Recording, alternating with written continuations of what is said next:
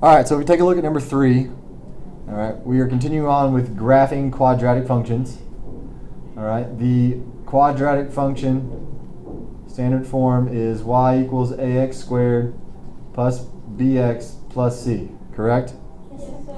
Okay, so the first thing we want to do is identify a, b, and c. So in our function, what is the value of a? 1, excellent. All right, b is what? 6, good, and c is 12. Now, a quick review. A, what does that value tell us, that number? Y-intercept. No, it's not the y-intercept. X-axis. No, remember, A tells us how it's going to open. If it's positive, it opens up, right? If it's negative, it's going to open down. But in this case, it's positive, so it's going to open up. Have faith by faith. That's right. C tells us what? Yes, you're Sabrina, you're right. The axis of symmetry. No. The y-intercept. Y-intercept. Okay, C is the y-intercept. Now, our first step is to do what?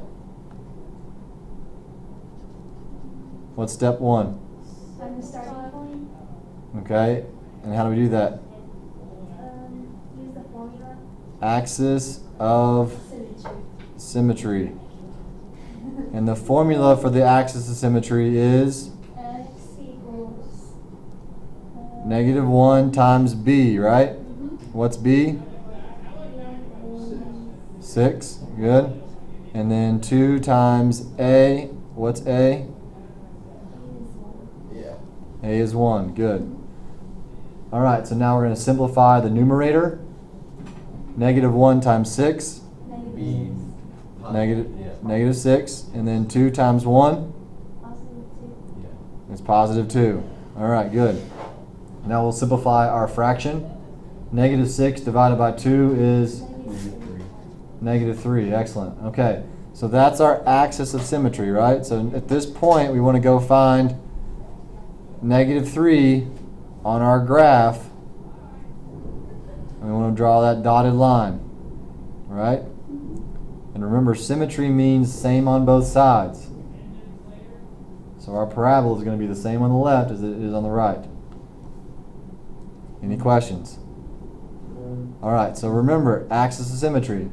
Negative 3, we want how many points on the left? 2. Good. And then 2 on the right, so it'll be symmetrical. Yes? All right, so those will be our independent values in our table. What is the second column in our table? The function. The function. So in this case, it's x squared plus 6x plus 12. All right?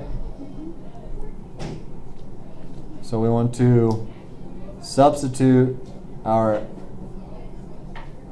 x's, our independent values, into our function. All right? And anytime we put it, or substitute, we want to put it in parentheses.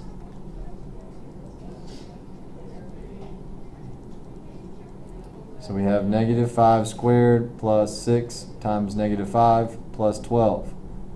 All right, and then we'll just go down the column here and change our parentheses to our new x value.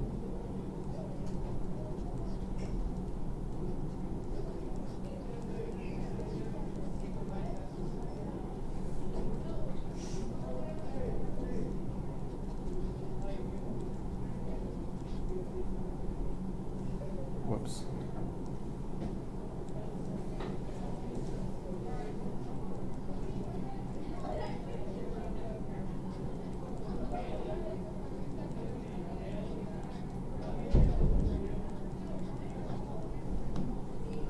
All right, any questions on substitution into our function? No? All right. The next column is going to give us our what? Our y values, which are dependent values. Okay, this value depends on what we choose to be as our x value. Yes? Mm-hmm. Okay, so at this point, we want to take our calculators, and hopefully you've got one at the beginning of class already on your desk, and enter the information into your calculator.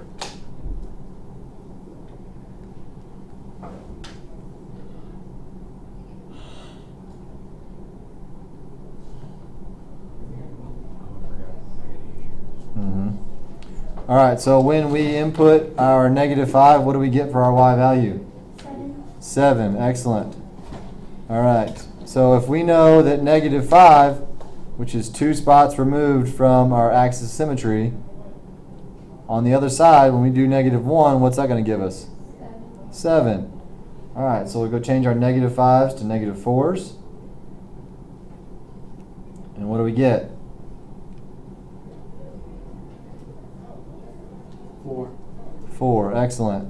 So if I know that -4, which is 1 spot removed from my axis of symmetry, is 4, I know that 1 spot I'm removed from the other side, which is my -2, is also going to give me 4.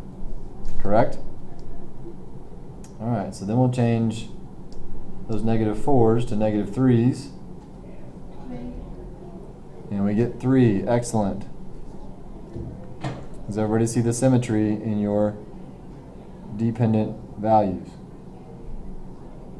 See that? All right, nice job. So the last column is what? Pairs. Ordered pairs, yes. So we'll take the x value and the y value, and that's what we're going to graph. So -5 and 7, -4 and 4, -3 and 3, -2 and 4, -1 and 7. All right. Nice job. Any questions? All right, so we want to go ahead and graph those. -5 and 7 is here. -4 and 4. -3 and 3. Oops, not high enough. -2 and 4. And -1 and 7. And remember, this is not a V, it is a U shape. So that will not come to a point. And we'll go back up. Whoa. All right, any questions on our graph? Hopefully your line looks a little bit better than mine.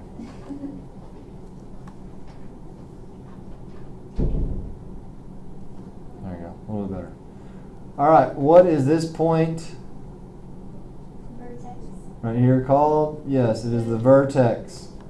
Okay, and because it is the lowest point, what's the word we use for the lowest point of our graph? Minimum. Minimum, excellent. All right, so make sure you label that.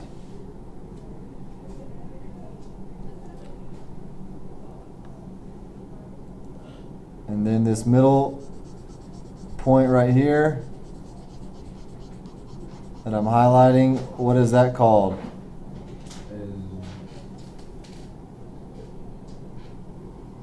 Vertex. It's also called the vertex. So is the vertex always in the middle? Yes, it's symmetrical. Okay. You got that? Any questions? All right, so this concludes how to graph a quadratic function